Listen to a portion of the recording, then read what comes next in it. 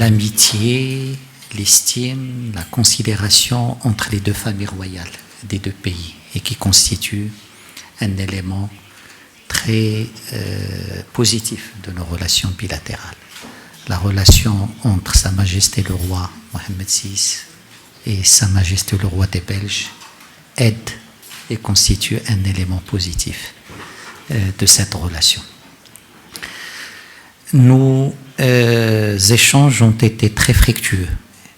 Ils nous ont permis de concevoir ou de discuter des moyens de bâtir sur une amitié ancienne, sur une coopération fructueuse.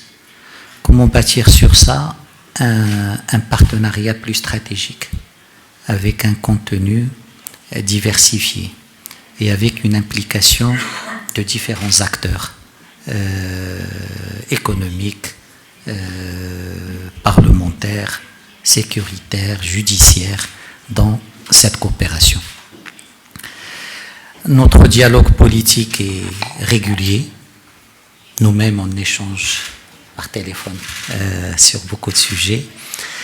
Mais on va le structurer davantage entre les deux diplomaties, à Bruxelles et à Rabat, mais aussi dans les différentes capitales internationales. Nous avons, dans le cadre de notre discussion, évoqué la tenue prochaine de la commission de coopération de haut niveau au cours de l'année prochaine. Ça fait 10 ans que cette structure ne s'est pas réunie et nous allons travailler pour la préparer pour l'année prochaine. Et pour cela, et suite à l'invitation de ma collègue, je compte me rendre à Bruxelles au début de l'année prochaine pour la préparation de cette échéance. Nous avons passé en revue les différents volets de notre coopération bilatérale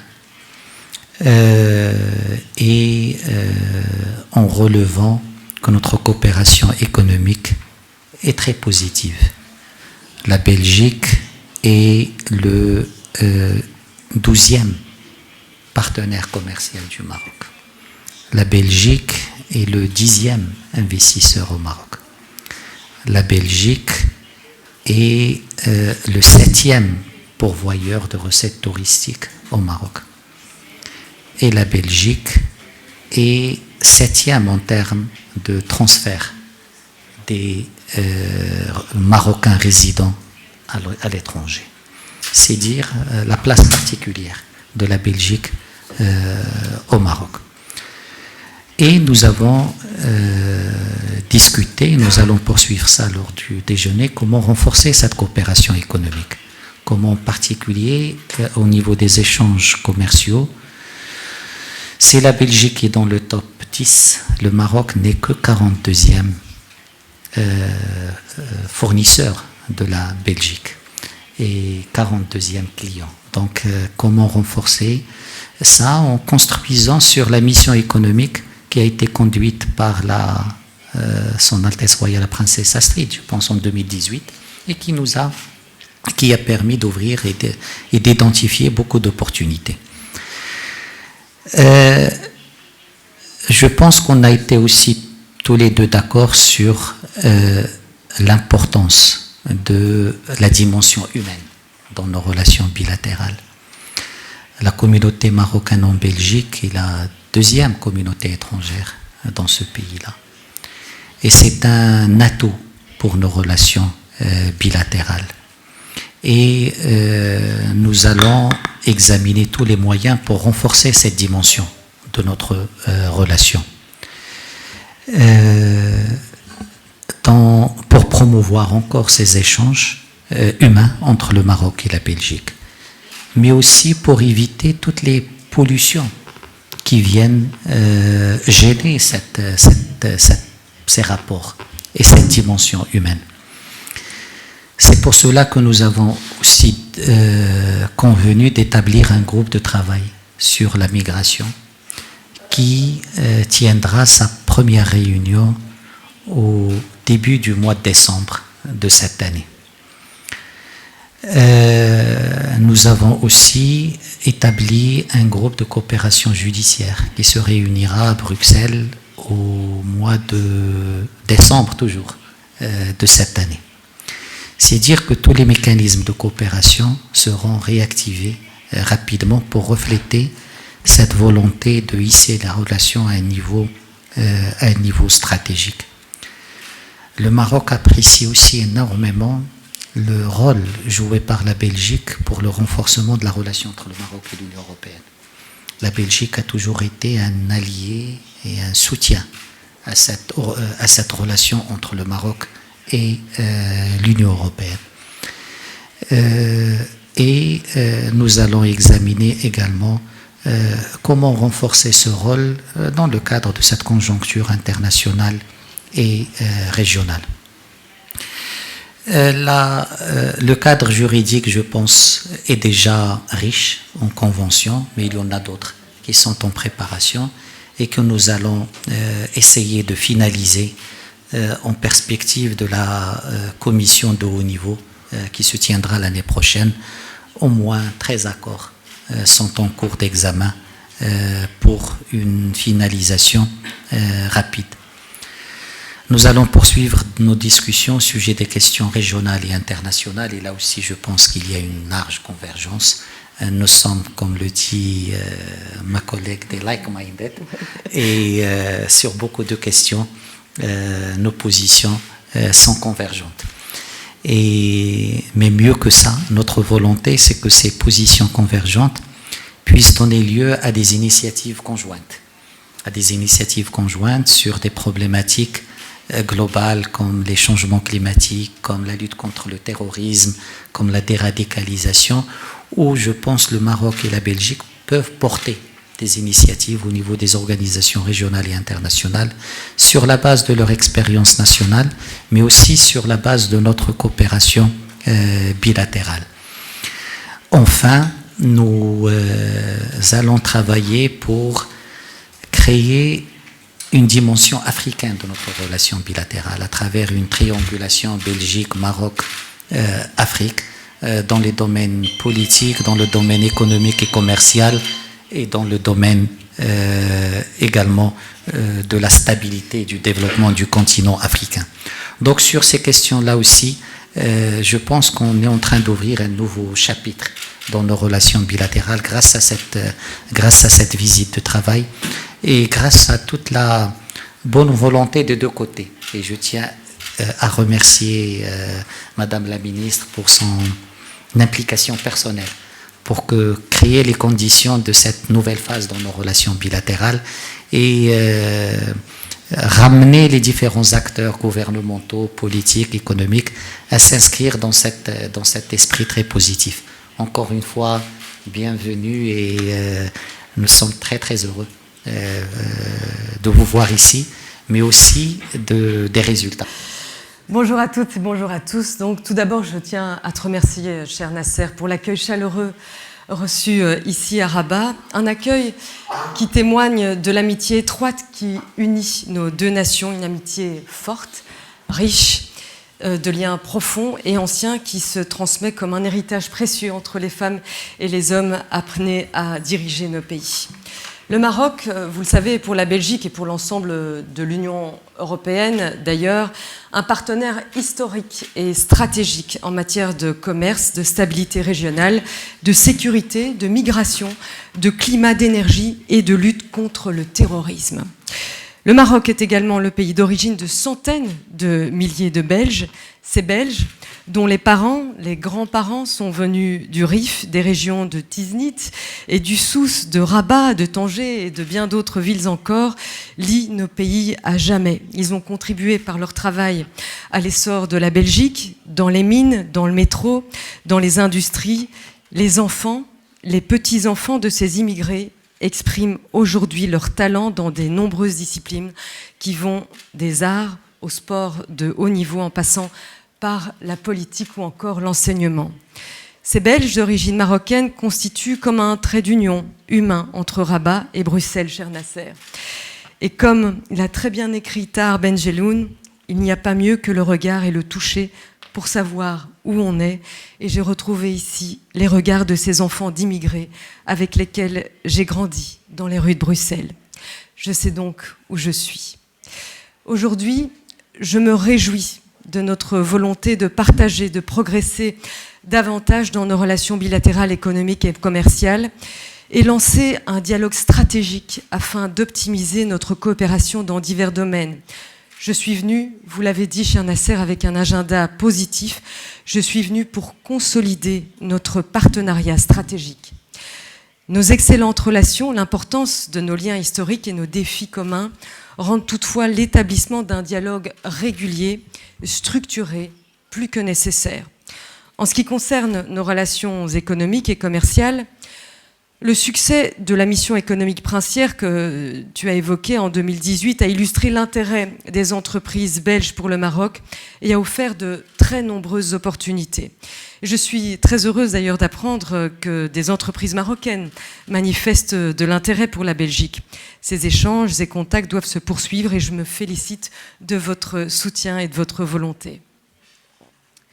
Malheureusement, l'époque que nous vivons nous amène aussi à parler des conflits auxquels nous devons faire face ensemble.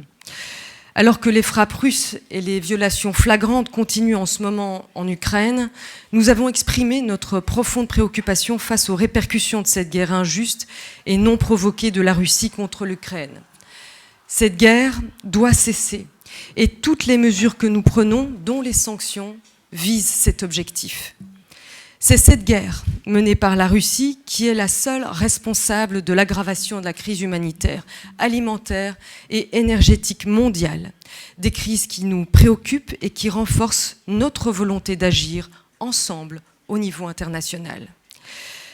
Nos pays condamnent toute violation des principes fondamentaux de la Charte des Nations Unies et de l'usage de la violence.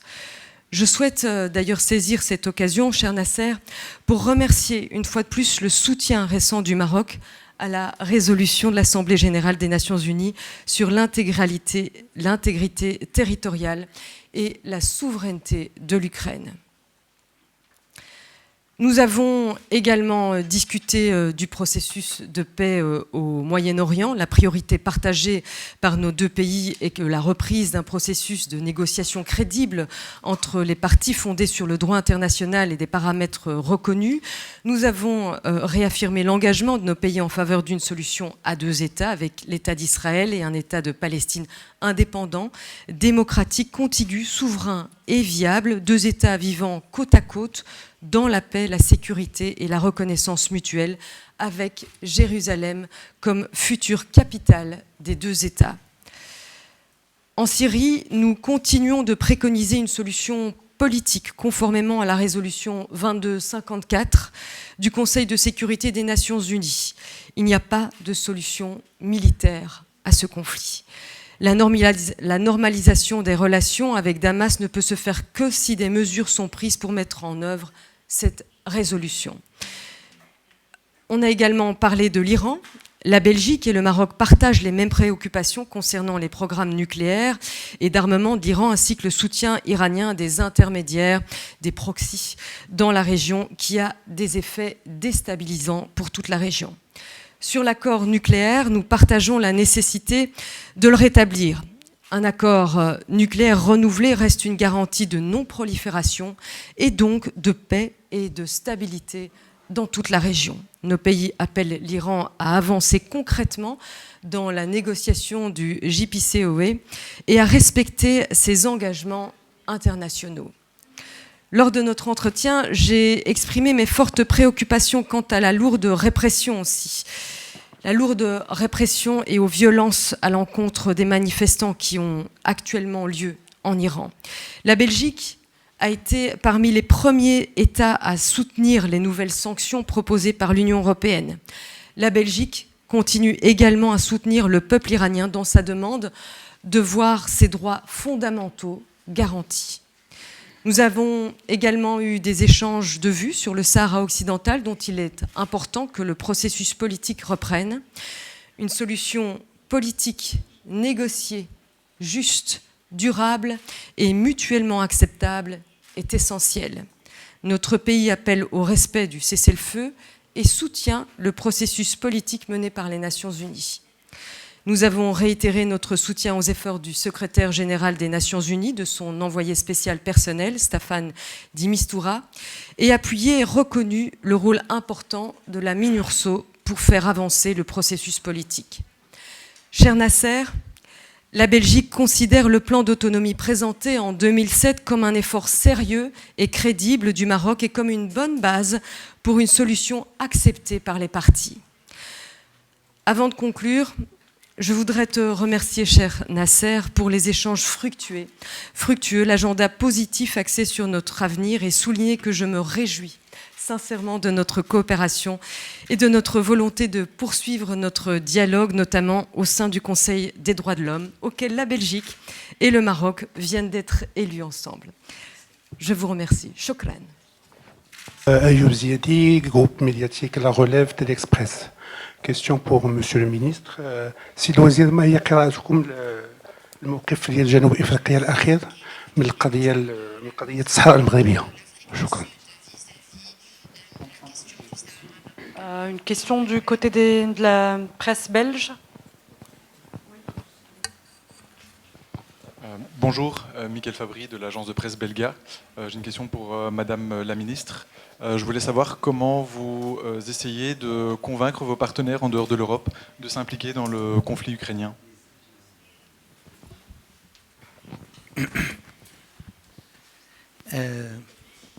Je réponds d'abord et je répondrai maintenant. بطبيعة الحال تابعنا هذا البهرجة والصخب، كنا نقول السينما اللي كانت في بريتوريا في هاد اليومين الأخيرين، واللي كتستدعي يمكن 3 ولا 4 الملاحظات. الملاحظة الأولى، هذه ماشي المرة الأولى اللي جنوب إفريقيا كتمشي في هاد الطريق هذا من 2005، وجنوب إفريقيا كتحاول أنها تاخذ هذه المواقف السلبية والمواقف اللي يعني متشددة. ثانيا، هاد المواقف جنوب إفريقيا كتجي كتعبر على عجز، ما كتعبرش على قوة، لأن جنوب إفريقيا في 2005 لما اعترفت بالكيان الوهمي وتعاملات مع الميليشيا المسلحة كانت كتظن بأن الملف غيتغير، بأن إفريقيا غتبعها، بأن العالم غادي يتبعها. شنو وقع من 2005؟ من 2005 20 دولة سحبت الاعتراف، منها 10 في إفريقيا. 7 دول في الجوار ديال جنوب إفريقيا ديال الصادق سحبوا الاعتراف. جنوب إفريقيا دخلت المجلس الأمن 3 المرات في 2005، في 2007 وفي 2011 وفي 2019، ما غيرت والو. جنوب إفريقيا كتشوف بأن اليوم نصف ديال القارة الإفريقية 23 دولة حلات قنصلية في الأقاليم الجنوبية، منها عدد كبير من الدول ديال المنطقة ديالها الجوار المباشر ديالها. جنوب إفريقيا كتشوف بأن 90 دولة اليوم كتعبر على موقف إيجابي من مبادرة الحكم الذاتي اللي قدمها المغرب في 2007. ومن هاد 90 دولة 30 كاينة دولة إفريقية اللي غادا في هذا المنحى. جنوب إفريقيا غتشوف بأن في المغرب رجع الاتحاد الإفريقي، المغرب يرأس مجلس الأمن والسلم، والاتحاد الإفريقي غادي في واحد المواقف بناءة في هذا الإشارة. إذن فهاد كل هذه البهرجة وهذا الصخب هو كيعبر على عجز عن التأثير في الملف، وأن اليوم ترفع واحد اش كنقولوا طوخشو، واحد الخرقة ولا دير واحد طابي روج، ما كيغيرش من الملف، وإنما كيعبر على عدم القدرة على التأثير فيه، وبأن إلا كان هذا الشيء اللي بقى فإنه ما كيضيفش للملف شيء.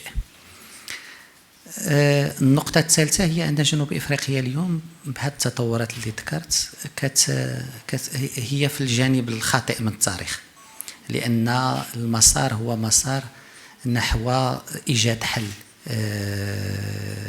في إطار الأمم المتحدة هو حل مبني على الشرعية الدولية، هو حل كيفرق ما بين شنو هي دولة وشنو هي ميليشيا، شنو هو عالم وشنو هي خرقة، شنو هو هذه هي اللي كتسنى الناس من دولة لا بغات تكون عندها المصداقية.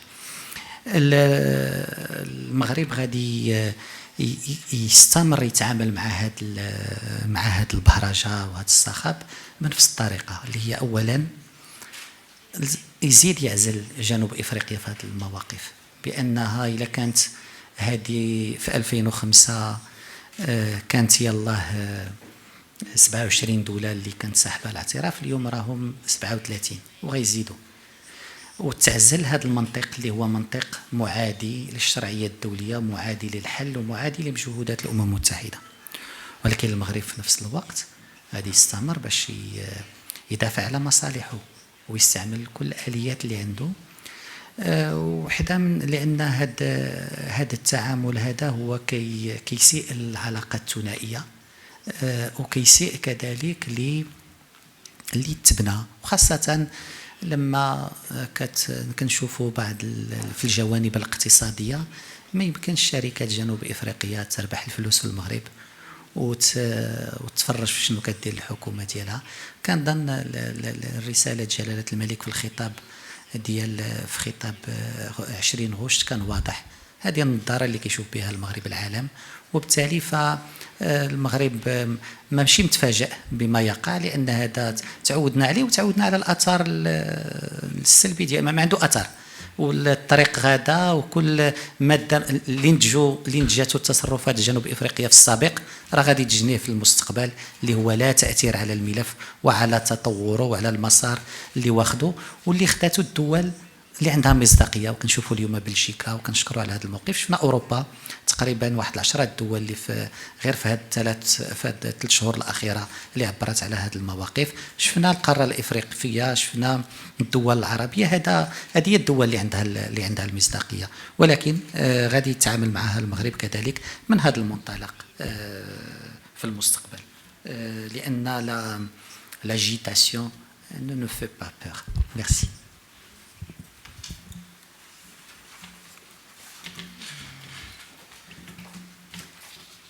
Alors votre question, donc comment convaincre les partenaires du Sud que la guerre en Ukraine menée contre l'Ukraine est injuste, c'est ça? C'était ça votre question?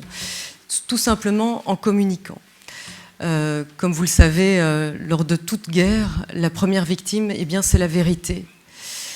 Et depuis le début de mon mandat, je m'attelle à rétablir la vérité avec mes autres partenaires. Nous nous sommes rencontrés en marge de l'Assemblée générale des Nations Unies avec Monsieur Bourita. C'était notre première rencontre et vous voyez, je suis sans tarder déjà ici. J'ai rencontré énormément d'autres dirigeants des pays du Sud, des pays de l'Afrique, qui, comme vous l'avez vérifié sans doute lors du dernier vote de l'Assemblée générale des Nations Unies, intervenu pour reconnaître les frontières de l'Ukraine et condamner ces référendums et l'annexion des 4 territoires par la Russie, ont recueilli une large majorité, dont celle du Maroc. Donc le narratif ne marche plus.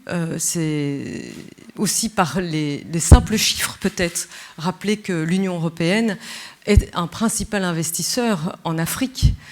Quel est l'investissement de la Russie en Afrique? Voilà, il y a des chiffres aussi qui ne trompent pas, donc il est important de rétablir tout d'abord la vérité et de se limiter aux faits.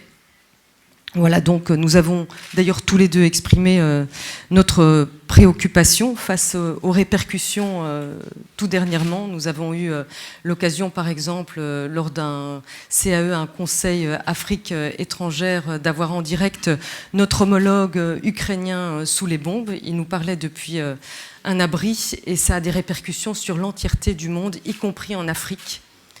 Voilà. Et on espère à la Coupe du Monde, on fera un bon match tous les deux.